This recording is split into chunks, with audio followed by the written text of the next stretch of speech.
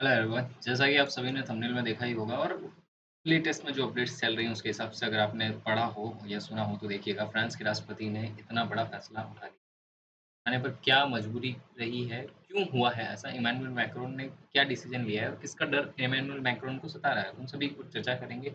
इस टॉपिक पर चर्चा करेंगे। Myself Ashutosh Taylor, education qualification BSc mathematics, BEd, high 4 year teaching experience में कर सकते हैं। ठीक है, तो ये टफ डिसीजन उन्होंने ले लिया यहाँ पर और इमैनुअल मैक्रोन ने चुनाव का ऐलान कर दिया है। चुनाव का ऐलान राजनीतिक भूचाल ले आ चुका है और साथ ही साथ शेयर मार्केट को भी ऊपर-नीचे कर चुका है। पॉलिटिकल साइंटिस्ट जो हैं वो इसको खुदकुशी कह रहे हैं इमैनुअल मैक्रोन की।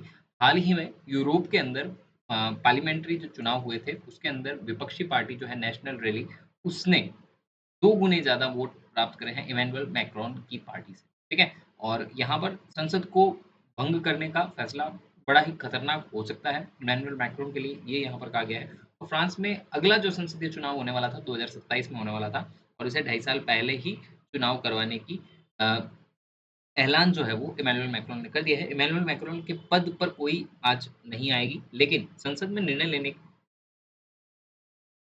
पर इसका प्रभाव पड़ सकता है या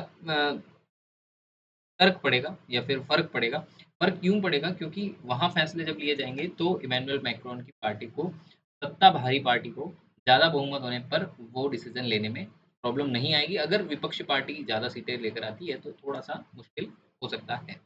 फ्रांस की अगर बात करें तो यूरोप के अंदर एक यूरोपीय महाद्वीप के अंदर स्थित है। लगभग इसकी आबादी 7 अरब 7 करोड़ है, ठीक है? 7 करोड़ इसकी आबादी है और साथ ही साथ में अगर देखें तो एयरलाइन से भारत और फ्रांस के बीच का रास्ता जो है वो लगभग-लगभग 7000 किलोमीटर का रहता है। और फ्रांस जो है वो यूएन का परमानेंट मेंबर है यूएन का, साथ ही साथ में परमाणु शक्ति संपन्न है ना? न्यूक्लियर पावर से संपन्न है और यूएन यूरोपीय यूनियन जो है उसके और नेटो यूरोपीय यूनियन और नेटो के क्या है फाउंडिंग मेंबर है, ठीक है? फाउंडिंग मेंबर में से एक है। ये थोड़ा-सा मोटा-मोटा इन्फॉर्मेशन जो फ्रांस के बारे में मैंने आपको बताया।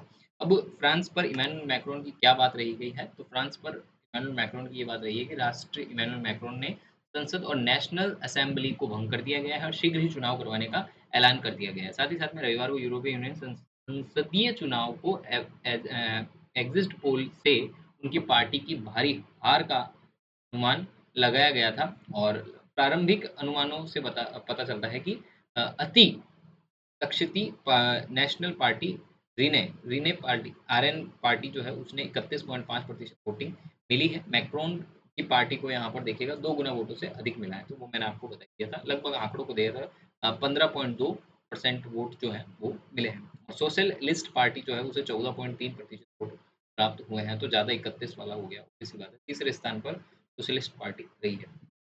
यहाँ पर नेता जो हैं, उन्होंने भी इस एग्जिट पोल को जारी करने के बाद में एक जश्न भरे भाषण को इमैनुअल मैक्रोन को संसद भंग करने का आह्वान किया, ठीक है?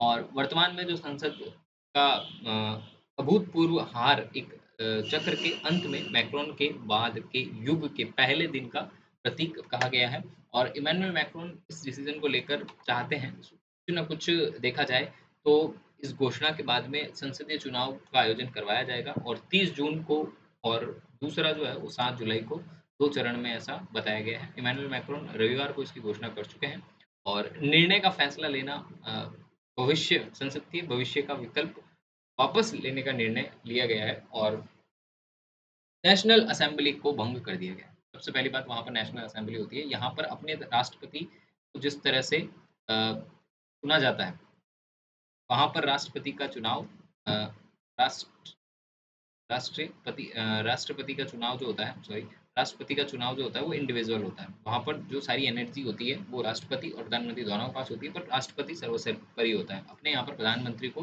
पावर्स ज़्यादा दी जाती हैं, है ना?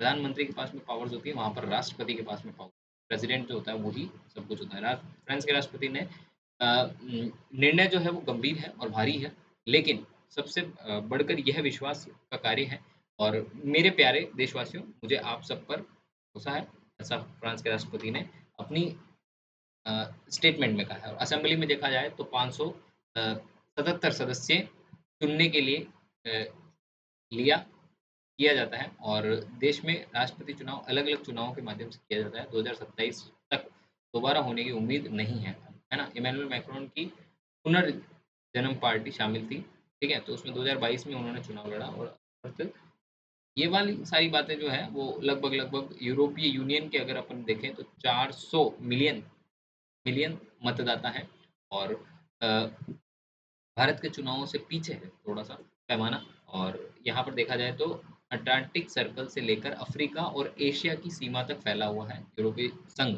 जिसे 720 सदस्य चयन करेंगे, ठीक है? तो जलवायु परिवर्तन, रक्षा और प्रवासीय चीन, संयुक्त राज्य अमेरिका प्रमुख देशों के साथ में अंतर्राष्ट्रीय संबंधों तथा वैश्विक मुद्दों की नीतियों को